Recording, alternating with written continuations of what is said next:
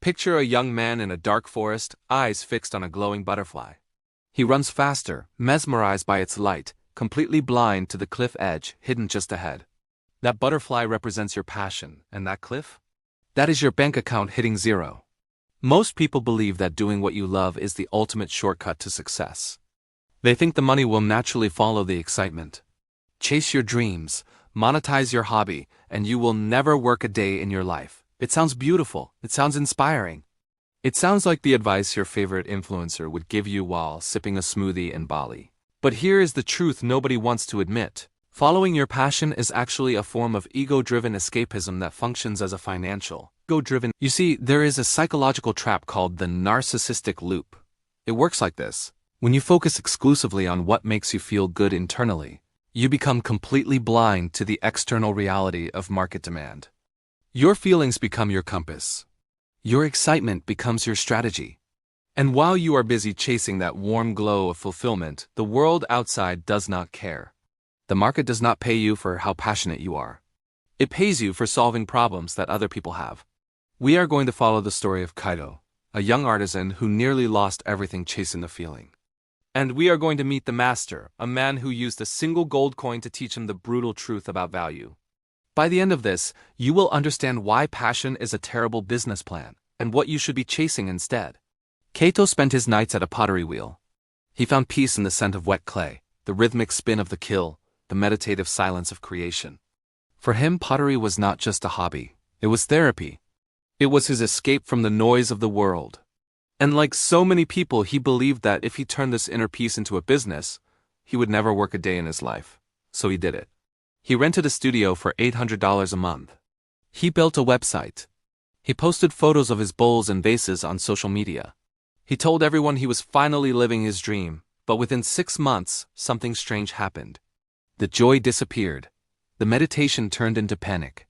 Every time he sat at the wheel, he was not thinking about the clay anymore. He was thinking about rent. He was thinking about sales. He was thinking about whether anyone would actually buy what he made. This is what psychologists call the Overjustification Effect. When Kaito began selling his pottery to survive, the intrinsic joy was replaced by extrinsic pressure.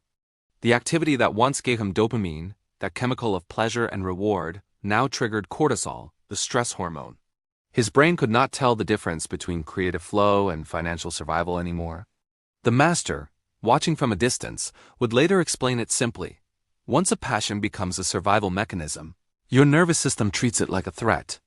Which means Kaito was now trapped. The expectation was that his hobby would provide freedom. The reality was that it created a cage of performance. He could not just make pottery anymore. He had to make pottery that sold.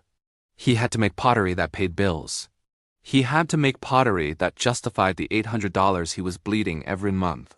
Turning your escape into your job is the fastest way to lose both your hobby and your income. Kaito learned this the hard way, and if you are not careful, you will too. If you want to keep receiving these rare, contrarian perspectives to help you navigate the traps of modern career advice, you should join our community here. Because what comes next is the part that changes everything. Kaito finally came to the master with empty pockets and a broken spirit. He complained that he was the most passionate potter in the village, yet he remained the poorest. He had poured his heart into every bowl, every vase, every piece. He had sacrificed sleep, relationships, and stability. And still nothing sold. The master listened in silence. Then he reached into his robe and pulled out a single gold coin. He held it up between 2 fingers, let it catch the light, and asked a question that would change everything. "Does this coin care how you felt while making the bowl?" Kaito froze. He had no answer. The master continued. "Does it care that you meditated while shaping the clay? Does it care that you found inner peace at the wheel? Does it care about the story you tell yourself while the kiln is firing?" The silence was unbearable. Because the answer was obvious. No, the coin does not care. The market does not care. Your customers do not care. You see, passion is internal and egocentric. It is you looking in a mirror, admiring your own reflection, celebrating your own feelings. Wealth, on the other hand, is external and service-centric. It is you looking through a window, observing the needs of others, solving problems that exist outside your own head. People do not pay for your excitement. They pay for the removal of their own pain or the fulfillment of their own needs. That is the brutal truth. That is the line between passion and profit.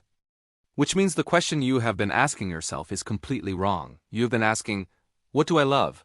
But the only question that generates wealth is, what does the world lack? Shifting from the first question to the second is the only way to bridge the gap between your expectations and your reality.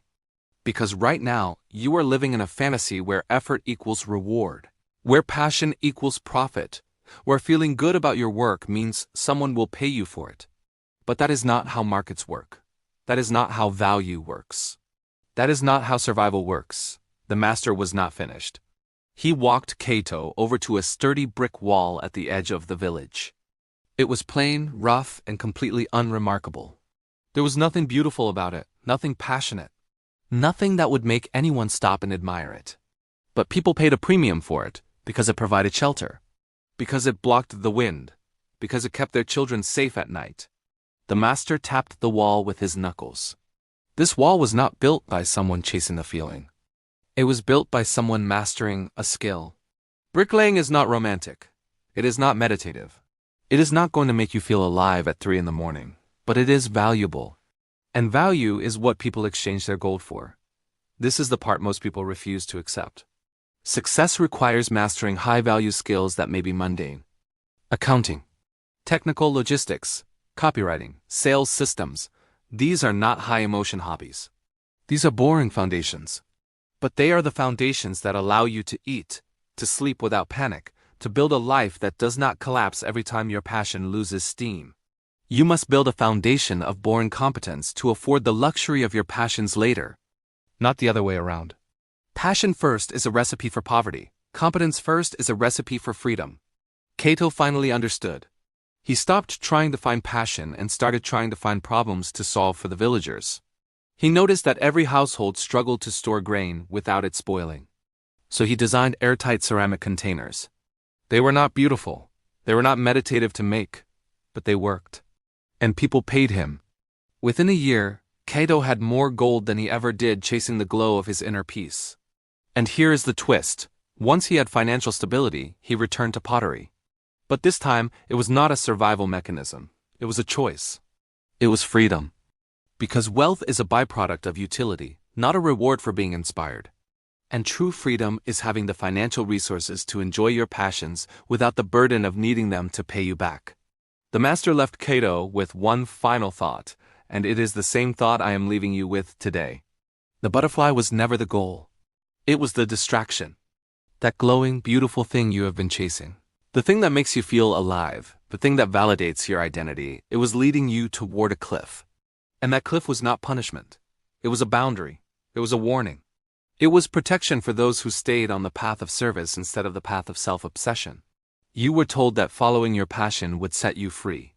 But the reality is that following your passion without understanding value will trap you in a cycle of disappointment, debt, and burnout.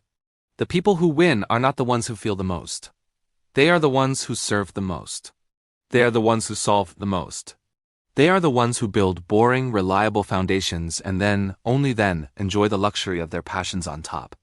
Your expectations just got beaten by reality. And that is a good thing, because now you know the truth. Now you can stop chasing butterflies and start building walls. As a final gift to help you build a life based on reality rather than hype, consider subscribing to stay updated on our latest financial and philosophical warnings. Because the world will keep selling you beautiful distractions. And you need to be the one who sees the cliff before you run off it.